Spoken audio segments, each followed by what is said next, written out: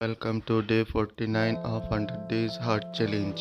পুৱা শুই উঠি কুহুমীয়া পানী এগিলাচ খালোঁ আৰু শ্ৰীমতীক বাছত উঠাবলৈ গৈছিলোঁ।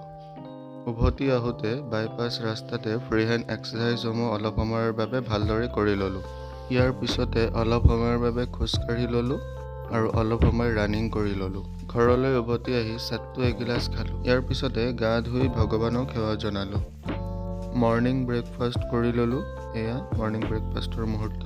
ইয়াৰ পিছতে বিদ্যালয়ৰ বাবে যাত্ৰা আৰম্ভ কৰিলোঁ। যোৱাকালি ব্লকৰ পৰা অনা কিতাপসমূহ এনেদৰে বিদ্যালয়ত বিতৰণ কৰা হৈছিলে। আমাৰ ক্লাষ্টাৰৰ বিভিন্ন ছাৰ বাইদেউসকল আহি লৈ গৈছিল। তাৰ লগতে পাঠদানৰ পিছত 12 বজাত দুপৰীয়া ছাত্ৰ ছাত্ৰীসকলক মধ্যাহ্ন ভোজন দিয়া হৈছিল আৰু এয়া ময়ো মধ্যাহ্ন ভোজন গ্ৰহণ কৰি ল'লোঁ।